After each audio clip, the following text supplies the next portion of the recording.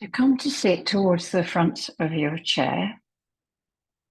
Have your feet firmly planted on the floor. And I always say that, but just to make sure that you're not sitting cross-legged. So probably best if you're on a chair that doesn't have any wheels. So have your hands just resting in your lap. And just notice your left ear. Could you gently lower your left ear towards your left shoulder? You're not turning the head, you're looking straight ahead of you.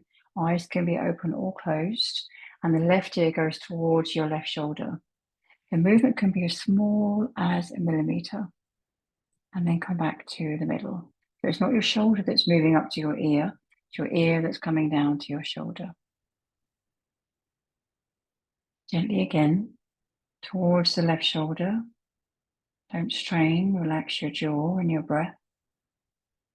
And then come back again to the middle. So go slowly, just a little tilt. As if you're creating a gentle arc in the neck. Relax your jaw, your face, your eyes. There's no need to screw your face up. And as you do this, can you notice anywhere else in your body that is also getting involved? And when I usually start this movement, I feel it's just the neck, but towards the end of the lesson, you might notice other parts of you getting involved with the bending.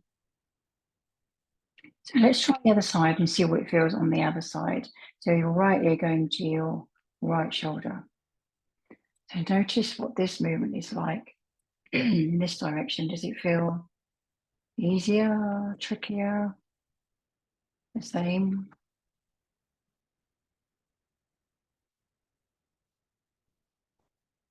We're just noticing, we're not forcing anything. The changes then just arrive on their own. Okay, rest for a moment, noticing the ground supporting your feet, resting your hands, noticing any feeling in your neck, shoulders. Now interlace your hands together, fingers together, okay, as if forming a little bowl, and put them on top of your head. So the elbows are pointed out more or less to the side, hands on top of your head, not towards the back or not on your neck, on the top of your head. Remember being at school, if you were ever told to put your hands on top of your head, somebody was being naughty. I remember that. Go stand in the corner, put your hands on your head. It's probably to stop you fidgeting, which is a bit of a bad thing, because fidgeting is a good thing. Want to get that nervous energy out. So always fidget. Don't stop a kid from fidgeting.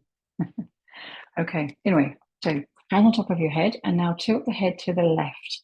And as you tilt your head to the left, your ear is listening to your left shoulder. Your hand stay on top of your head, and then come back. And do it a few more times, just at a pace that feels right for you.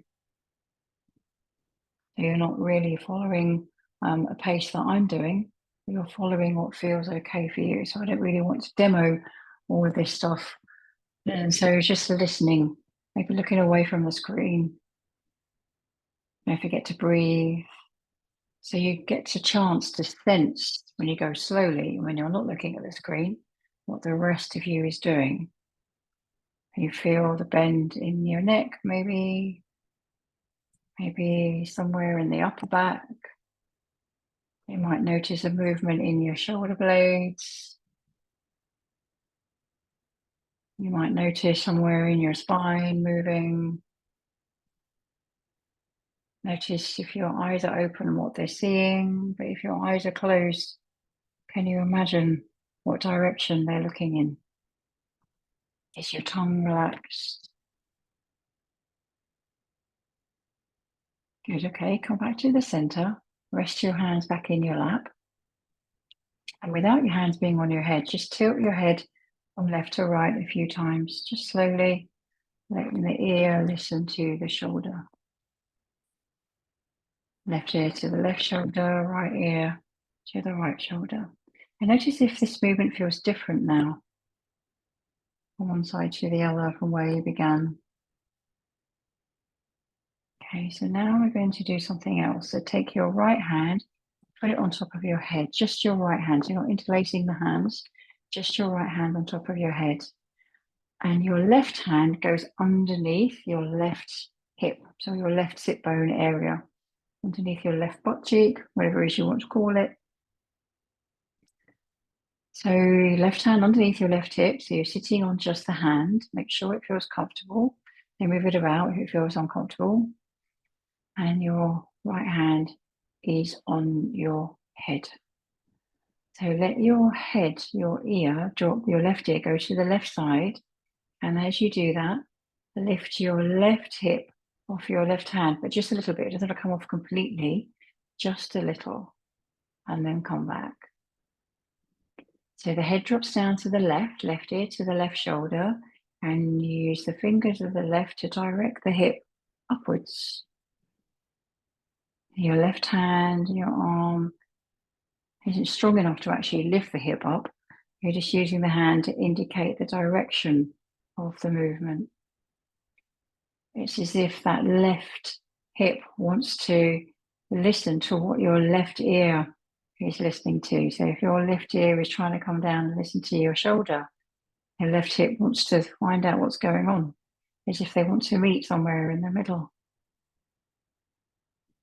Keep going for a moment and notice what's moving, what's soft. If you're using too much effort, and if you are, could you go slower or even smaller? And you think, well, I'm going slow and small anyway. But if you feel that you're using too much effort, then go even slower and even smaller until it could be just a thought. And notice what happens to your spine as you do this movement, as the left ear and the left hip get closer towards each other. What happens to your spine? Stop for a moment, rest your hands back in your lap. Just having a moment to pause. Notice your breath, the ground underneath your feet. Now come back to interlacing your fingers again and put them back on the top of your head and tilt to the left again a few times. Left ear to your shoulder, nothing to do with the hip, just the left ear moving. The arms are obviously moving because they're a hand on top of your head. And notice if it's made any difference. I can feel I'm moving a little bit more now. I'm much more freer on my left side. How do you know that you are bending to the side? Are you truly bending or are you twisting? But sometimes when I teach this session as a one-to-one, I can see the person in front of me bending, but they're usually doing a twist, and they're not aware that they're twisting. So imagine that there was a pane of glass in front and one behind, and you couldn't twist, because if you did, your top elbow would bash against the glass. So just a bend. If your shoulder blades were touching a wall behind you, could you bend, keeping both shoulder blades on that wall, especially the right one, so you don't bring this top arm forward? Now this awareness, that's why you're going slowly and smoothly to increase this awareness of what actually is happening here. What are your compensation patterns? What are your habits in movement? If you're not aware of them, then you can't change them, or nothing will unwind and unravel. Okay, so enough exploring for a moment. Come and rest. Put your hand back down and notice your awareness, your body, your breath. Okay, so interlace your fingers, put them on top of your head again, but this time tilt to the right, smoothly, gently. The head moves, the right ear going to the shoulders if it's listening. And again, this sense that there's something in front of you and behind you, so that top elbow can't come forward, and that left shoulder blade can't move away from the wall behind you. Just notice what happens to the rest of your spine as you bend. You feel this sense maybe of moving out to the left side. Maybe you find that your left side of your ribcage is pushing out slightly. But leave your left hand where it is and put your right hand underneath your right hip. And do the movement of dropping the right side right ear to the right shoulder. The hair on my elbow.